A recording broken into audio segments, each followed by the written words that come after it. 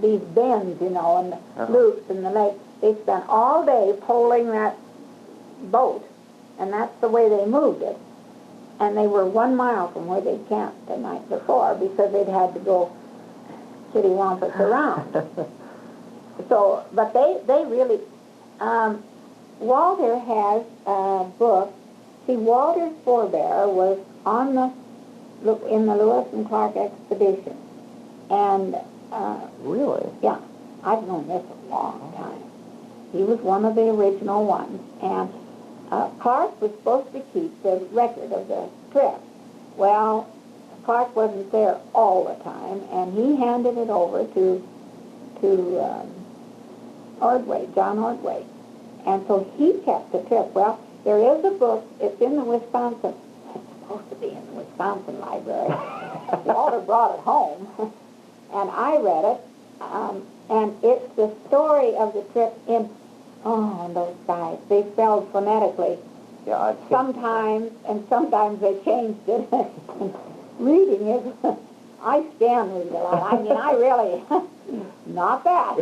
I plowed through that, but it was really interesting because they had to make new moccasins a couple, 3 times, change them a couple, 3 times a day. They'd walk in that water, that mountain stream water, on rocks, and that was the only shoes they had.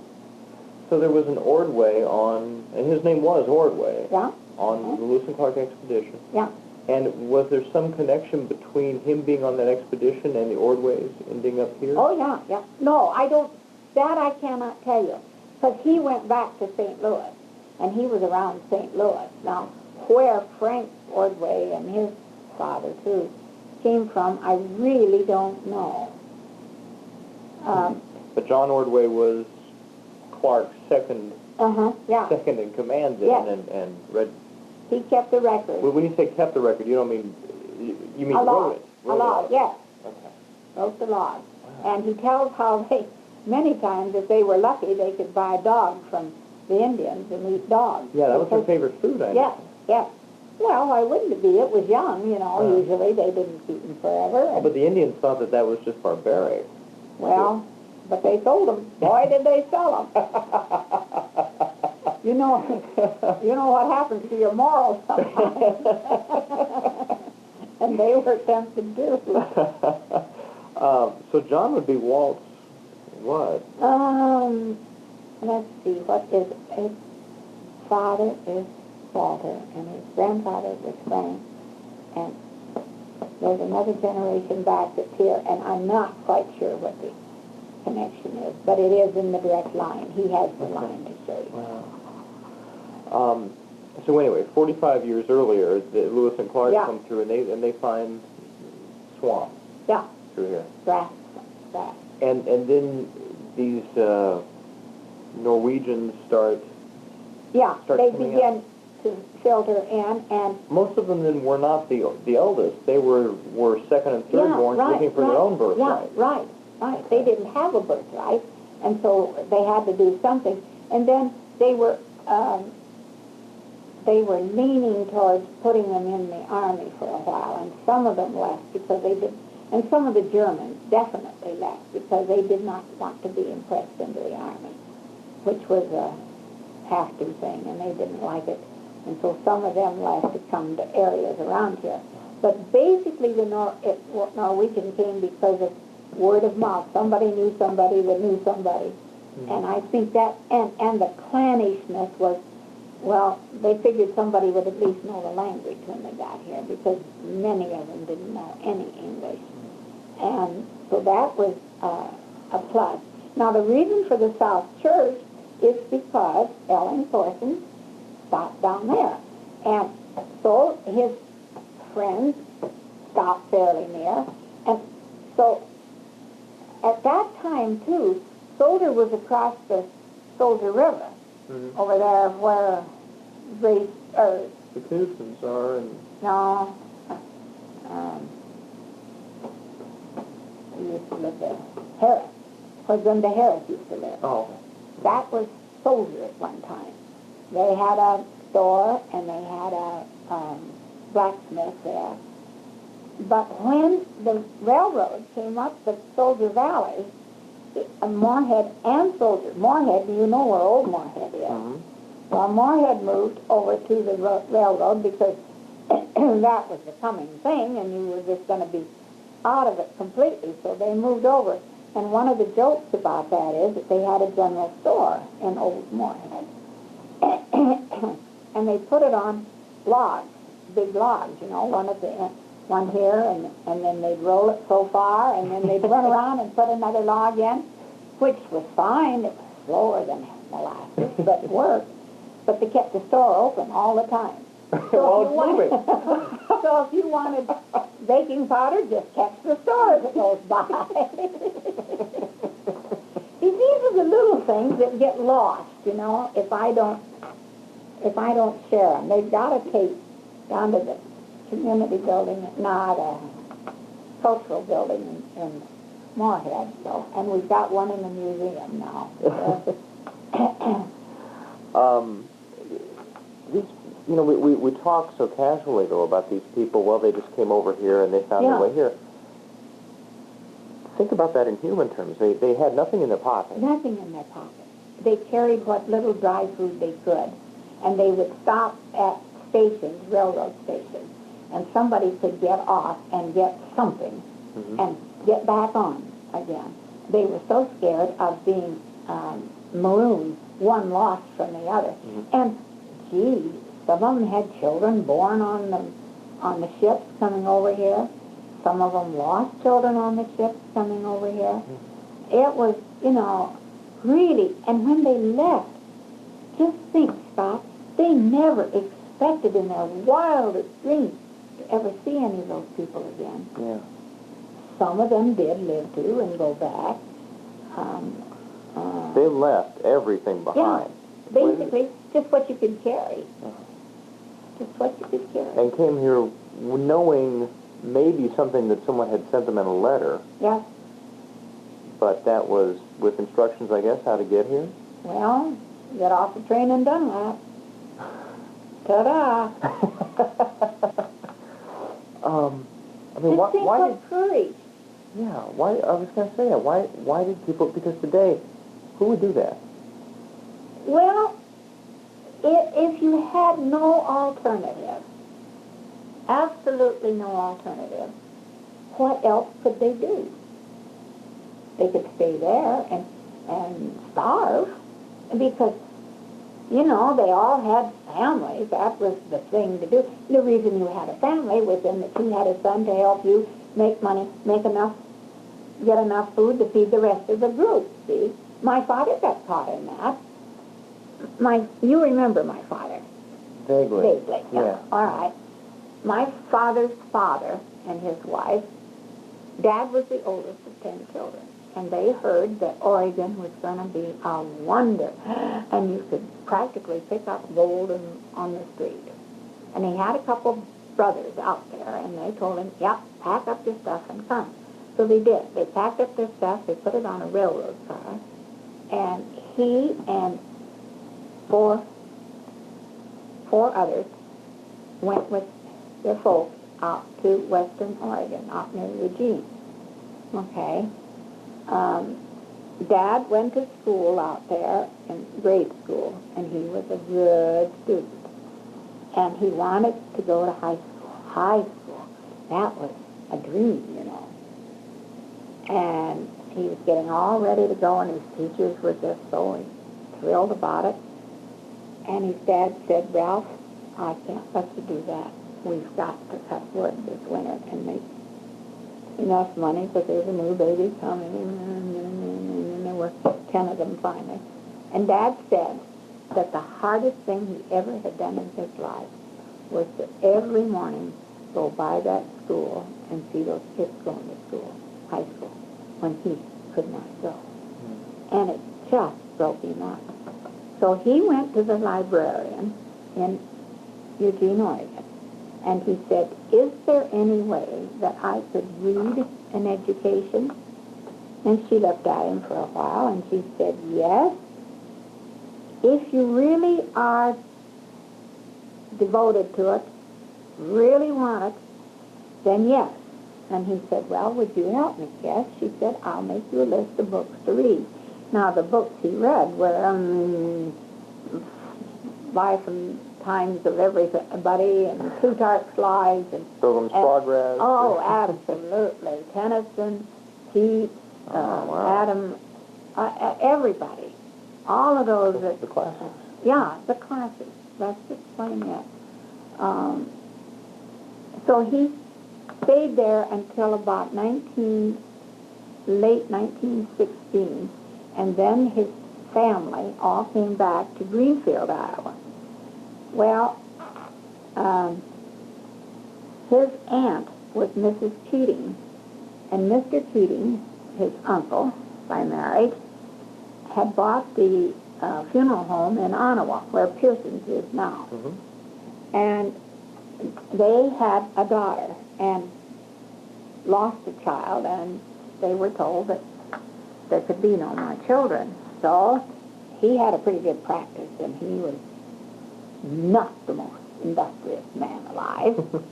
And so he said, well, let's go down to your brother's, with his wife, and see if one of the boys will come up and work here. And so they did, and they brought home a Dad's brother named, Gaylord. And Gaylord was about the age of their daughter. So they thought, oh, this will be fine, they'll be good friends. Well, Gaylord hated it. He had wanted nothing to do with it. He was so homesick he was going to walk home. So they took him back on a Sunday, and Dad was laying on a couch right by the front door, reading. He was always reading. And just as his aunt went through the door, she looked down and she said, Ralph, would you like to come up and work for George? And he said, I sure would. And he whirled right around and he said, now, when can I get there, and what and how and everything? And so they accepted him. He came up on the train. He arrived in Ottawa the 17th day of February, 1917. And he went, they had gone to visit somebody, and Dad was supposed to come there too. And he missed the house, and he got a different house, and my mother was babysitting. And she told him where to go, and he said he told him where to go all the rest of his life. But that's how he got out there. Well, at that time you needed to intern for 6 months, and then you went and took a 6-week schooling and passed your tests, and then came back and worked another 6 months, and then you got a license. So he never did go to high school? No. But when he came back to Ottawa, he went to the librarian in Ottawa, and he said, I have been reading, and he gave her a list, and he said, I need some help, I need to go on with this. And she looked at the list for a minute, Mrs. Burgess, who I remember very well, and she looked at the list, she looked at Dad, and she said, Ralph, who made this list for you? And he told her the lady's name, and she said, I thought so. She and I were roommates at Grinnell. And she said, of course I'll help you. Isn't that neat? Oh, wow. Isn't that neat? And may I go on to say that my father was on the County Board of Education for 31 years. And he was on the Board of Education here practically forever. Yeah. And he knew, oh, Lordy, God, he knew. When we came home from college, we had to sit down and teach Dad what we'd had. And, he could get it so quick, it was just amazing. And he taught himself to sew, and he taught himself electricity. He did radio work when radio was brand new. When you look at the people then who came over and settled in this area then, what are there, I mean, individuals are individuals, but are there certain themes that run through all the people, certain characteristics? And basically, Soldier was pure dern Norwegian. Stubborn. Yeah, that too. But very few places have just one church. And that's what did that. There was another church here for just a few months, it didn't last any longer than that. So that's one thing that made them more What was the other cohesive. church? There was a Christian church where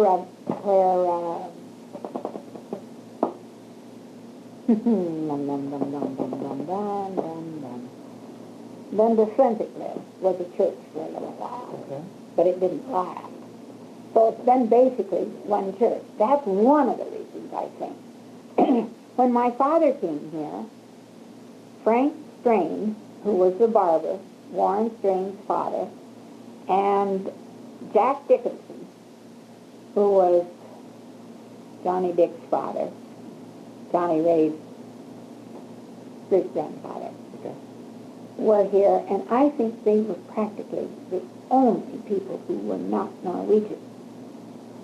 And they were, when Dad would walk downtown, see, Dad and Mother married in 1919 in September, and they moved right over here. I got to backtrack just a little bit. Before that, the United States, Iowa had not demanded that people who laid out the dead, using their wording, had to have a license. But they had just come to this license bit, just as Dad came into this. And Ole Scow had been, and he lived next to the block house, that little house there. He was the one who had been having the funeral. Well, they also demanded that you have a funeral director's license. So, Ute, the Dorothy brothers, had been up there, and they had funerals. Well, they couldn't anymore. So, Dad had bought this area over here, Soldier and Moorhead, and he hoped to get a little business up this way. So Mom and Dad moved over here to live. And when Dad would walk downtown, everyone spoke Norwegian. And he'd step up to the group of men by the post office or wherever, and they'd switch to English. But just the second he turned, it went right back to Norwegian. And Frank Strain had been here a little while. He had come along, and he had married Minnie Heedham, so she was a hometown girl. Mm-hmm. And they treated him very, very cool. And he had, his wife's family to back him. And he came to Dad and he said, "Now, Ralph, don't get discouraged. It will change, and I'll help it change. I'll get after him. We'll see if we can't make him switch to English, and we'll see what we can do." And eventually, Dad said it did help to know that someone understood this difficulty. Mm-hmm. And then Jack Dickinson, I asked Bill just the other day, because I've always wondered about it, how he got here, because he was not Norwegian. He was English. He was born in England. But Jack Dickinson was Bill's mother's father. Yeah. He was a Dickinson. Anyway, he said that he had been working on the railroad when the railroad came through here, and he liked the area, so he bought a farm. He bought that one, the Dickinson farm. Do you know where I'm talking about? Up on the ridge. Yeah, by Kenny and Verdi. Yeah, okay. He bought that. First of all, let me say that all Iowans give directions the same way. Yeah. You know where so-and-so lives, although they haven't lived there. It's like the Castana gravel. It's not gravel. No. There's no sign that says Castana this way, but it's the Castana gravel. Anyway, go ahead. Yes. Well, if I can identify it to something, then I can get to the picture a little bit. The old Anderson place, and Andersons haven't lived there for 70 years. Yeah, right. Right. But anyway, they bought that, and then eventually they moved into town. And he always liked his tea. He didn't want coffee. And he was one, he had a beautiful Van Dyke beard, tall beard. And he had quite a bit of gray hair. It wasn't white, it was gray when I remember him. And the night that the bank was robbed in Soldier, you've read about that, I presume. I've heard about it. Okay. I want to get to that story. All right, we'll come back to it. Anyway, he had heard a commotion And he was kind of a night owl, and so he got up and he dressed and he walked downtown, and he saw this guy with a gun in front of the bank, and he walked up and he said, "What's going on?" And the guy said, "You old fool, you get home. Don't you pay any attention to this. Just turn around and go home." And he did. The guy had the gun. I guess you're in charge here. Oh, we laughed about that, but he was forever getting up, walking around in the middle of the night. Dad would be at the office, he'd get a call in the middle of the night, and old Jack would come along and stick his head in. "Oh, who died?" Now, how much? Well, let me see here. Let's go back to the very first settlers. So when they came here, this portion, for instance, who did he buy the land from? Well, it was, you see, Iowa was just a newly minted state in It became a state 1846. in 1846, yeah. Was when we were a state. So the state owned most of the land. Later, and so you bought it from the state of Iowa. Later, when the train went through, you know what they did? They gave the land, the train company that put the train in, got 160 acres here, and then not 160 here, but 160 here on this side of the track. Mm-hmm. And that's the way they did that all along. So you didn't have a monopoly on all that good land, see. So some of it was bought from them. And then when a ton of soldiers were settled, there was a town lot company, a group of bankers, I presume, who said, "Oh, soldiers going to be there. Well, we'll buy up this much land, and then we'll sell it for town lots to make money." Mm-hmm. So Dad, where Helen Levy lived, was where Fred Carrot lived. Fred owned the lumber yard. Well, he worked for Green Bay, but he worked down there. And he had owned his land and where my folks, he owned, what was it, 12 lots? Must have been anyway that. Anyway, he didn't want to sell it. He didn't want anybody building a house. He couldn't see over it. And later he was a good friend of Dad's, and he sold Dad the 5 lots below that with the stipulation that the house would be low enough so that he could, just one story basically. And so that, and Fred had bought it from the town lot company, which is the name of it. And so Dad bought it then from him. So, and I have 2.5 lots, I'll tell somebody. So I don't think I want to build it. How much of your father's business did you see, or were you a part of? Did you get to see families when they had just lost? Oh yeah. It was good training, though, Scott. I remember, and I found it in here, when Bernard Thorson's mother died. Oh, she was a pretty lady. And this must have been, well, about in 1934. Holy no. Originally, they used to go out to the house. Someone would die. Someone would die, and they would call Dad. So-and-so just died. Can you come? Yes, he'd be there. Da-da-da. And he would have to prepare the body at the house. Mm-hmm. Well, of course, time helped a body get the blood out and the fluid in. And that would have been, 33. That's about when one of the very first patients that he got to take, the people, that he got to bring back to the office and work in the back room of the office. And then, the standard thing was you'd have a funeral, 1:30 at the house and 2 at the church. This normal, quote unquote. Well, then when they got here, then they began to have meet at the funeral home and then go to the church. I see. And then there would be some that were too many for the funeral home, so they began to have it at church.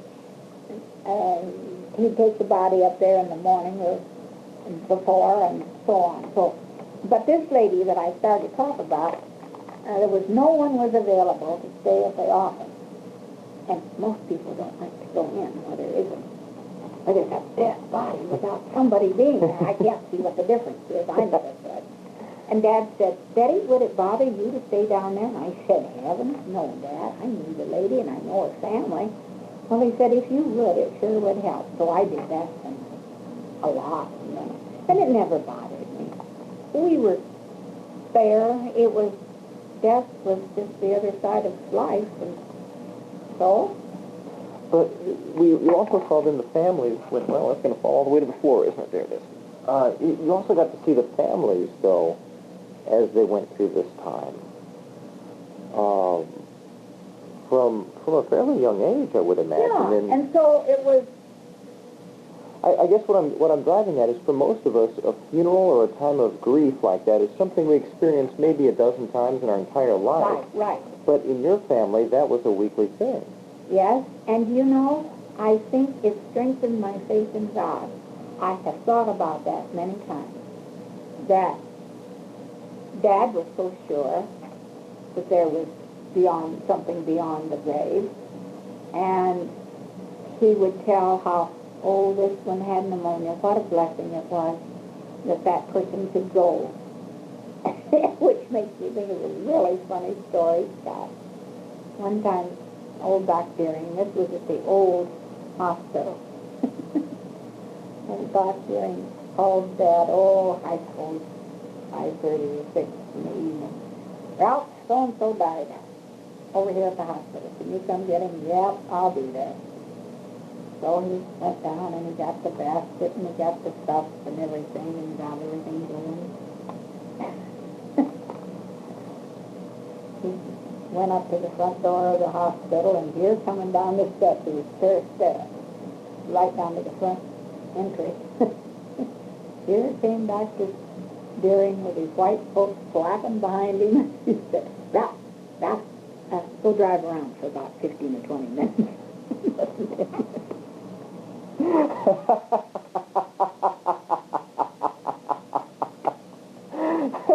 Always laugh over that more times than one. Yeah, people probably weren't too happy seeing your dad show up at the hospital. No, they wouldn't. That's why he was hurrying. Dad would never go visit people in the hospital. Because he said people will say, there's how long they're going to live. Well, did that, you mentioned the language barrier, too, but then also was there that stigma that made your father feel like he couldn't just sit down and visit? Well, you got to think that for the first several years, there wasn't much social life, except in the church. And there still isn't a lot of social life. He belonged to Masons and Eastern Star in Moorhead, and we belonged to the church in Moorhead because Mother had belonged to the Christian church over there. And in Dad's method of thinking, he was not a Lutheran, and since he already had a reason for belonging to the Christian church, he would join the church in Moorhead, which would be advantageous for his business down there, do you understand? Mm-hmm. And so that's why I think they joined down there. And then it wasn't long until, I can remember hearing Norwegian on the street.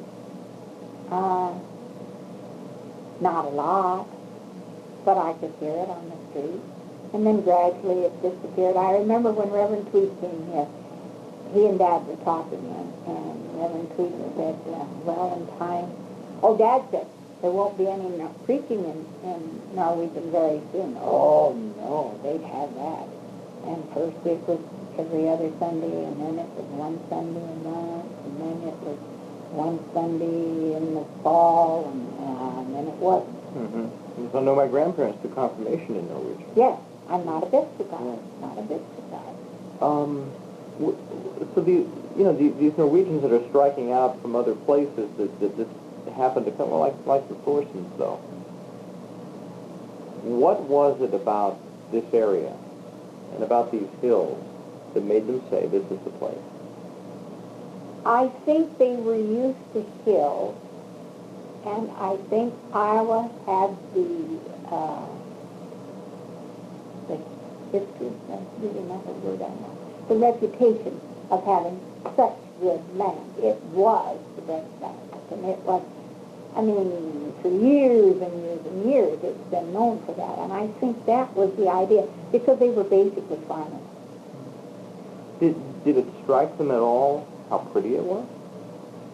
Well, I presume it must have. But see, many of them went into Wisconsin, which is still more like Norway than this. But they weren't satisfied with the soil there, and they kept hearing about it being down here. Something came up not too long ago that has intrigued me. Usually one question people ask, why is it called Soldier? And I had always been told that they found a man by the river dressed in an army uniform, and so it became the Soldier River. But if you go back to Lewis and Clark, they talk about the Soldier River. And then somebody said, well, Stevenson and who else was it, Thorson? Yeah, I guess. Maybe he had been in it too, and I've not looked into it. Had been in the Civil War. No, not the Civil War. It couldn't have been the Civil War. Because they came here in 50, 40. They had been in service somewhere. And well, so they called it Soldier. If we're talking about before, well, if we're talking before Lewis and Clark.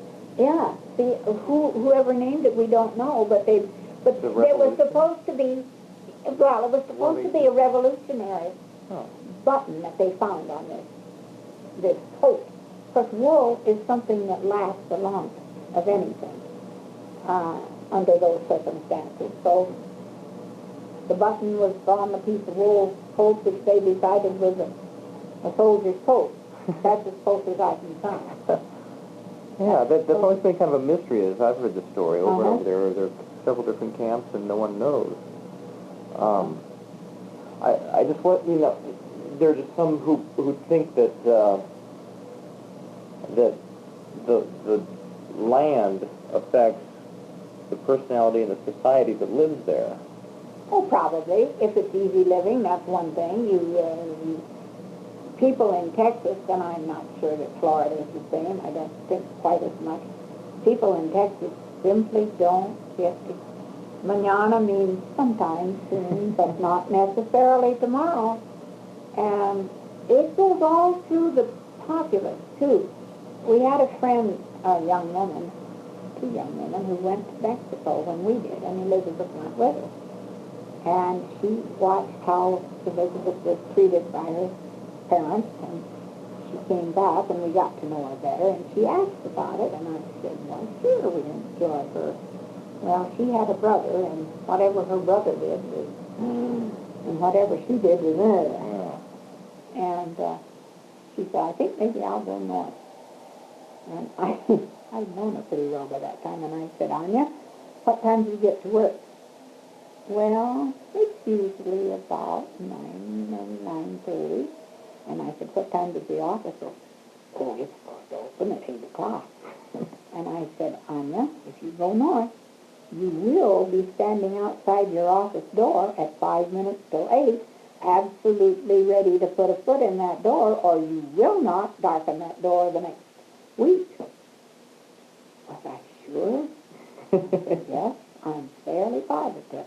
And I knew her kids hadn't gone to school on a couple of 3 cold days, and I said, and besides, your children will go to school unless the buses cannot get there, and it will be snowing up to your hips by that time. Woo, was I sure? I said, absolutely. I thought she'd stay down south. Now, I did not mislead her, did I? No, not at all, not at all. But people do look at this area and they say, why do people stay here?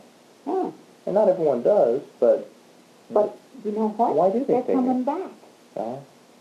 Uh, They tell us California, I don't know, I've been there, but I didn't bother me that much because I wasn't involved in it. The traffic is so terrible. Time to do things is so exasperating. You cannot get there. And we lead a fairly sane life around here. Fairly. We have our problems, but everywhere has a problem as far as that's concerned. I prefer here. I like Texas weather, love it. But quite frankly, I'm more happy with people who are. They tell you people in the temperate zone have more ambition. They get things done. The change in seasons recreates them, or what have you. And I think it does to a certain extent. But people are coming back. They don't like it out there. They're coming back here to live. Well, Joyce and Clarion, for example. My theory is that you know when you live here that the weather has done everything that it possibly can to try to kill you. So once you've been through that, Yeah. what other harm can come? And okay, someone will say, "Oh, but a tornado," and you look at them and you say, "Yeah, a tornado. How many earthquakes have you lived through?" "Well, I felt those. How many tornadoes have we lived through?" "We haven't had any." We have had tornadoes here. One fellow was hurried and got all his family into the cellarway, and the tornado came before he could get the door down and killed him. We have had tornadoes, but not for years and years and years. So tell me about the bank robbery. Well, I can't give you the year exactly. I could look it up, but I remember it. Elbow was in there. Let's see. It must have been in the 30s somewhere. Late 20s, 30s. Anyway, a fellow and his girl were coming back from a date pretty late. And they saw them coming uptown, and they didn't want anybody finding them, so they took them down to the railroad station and locked them in the depot. I guess that's where they. And anyway, they kept them incommunicado. And Jack Dickinson came by, and they sent him home. And Dr. Junger was next door, and they told him to go back. And they blew the safe, and they didn't get very much money. They got a lot of bearer bonds, which eventually turned up in Canada. And they cut the telephone wires, but before they got that cut, whoever was central, was it Mrs. Looney? No, I think it would have been before her. Anyway, they did get an alarm out, so they chased them, but they didn't get them taken care of. So it was unsolved. Yeah, it never was solved. They got some of the bearer bonds back. Huh. And this was around what time period? Oh, must have been, it was before I was in high school, so must have been in the 30s. Where have I got the stuff about that? Oh, God, about my grandmother. She went To where? to California, turned around to New York, Oh, yeah. and back. Yes, she sure did.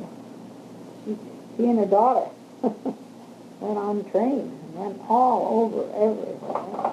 She kept a diary of it. I'm going to go get some stuff on that. all right. I don't have it. There's a very good story. Remember it. And so it has not died, at least in their minds. So I thought that was... That was pretty good. I think I want to get another chapter.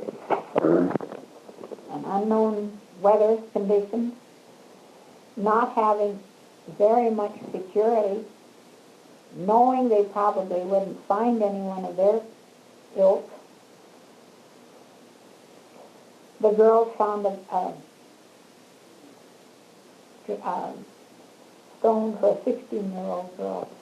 Just about got them, because they were young, you know, and death is nothing when you're that age. And, oh, I just got him, a 16-year-old girl. And I said, yes.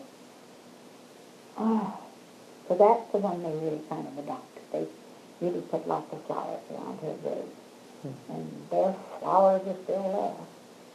And yet these people did have a lot in common with the first people who came here. Absolutely. And, you know, under the same circumstances, that is, this was nirvana as far as they could see. I mean, it was the only thing for them to go with his, under the aegis of Adam Myers, so that they knew someone who was there, someone who could help them, even if it was his, like the master had been. So was he, I mean, in a way, though, these people were looking for their birthright, too. Sure. But I guess back then you weren't looking for common ground, necessarily. Well, and when they did marry, of course there were lots of, just like that kind of no man's land. There's lots of no man's lands up and around here in these hills. You weren't even paying bills in this. No, and you could go back into a corner with into a valley with a couple, 3 cows and a sow and go and a garden hoe and exist, which is a lot of what they did.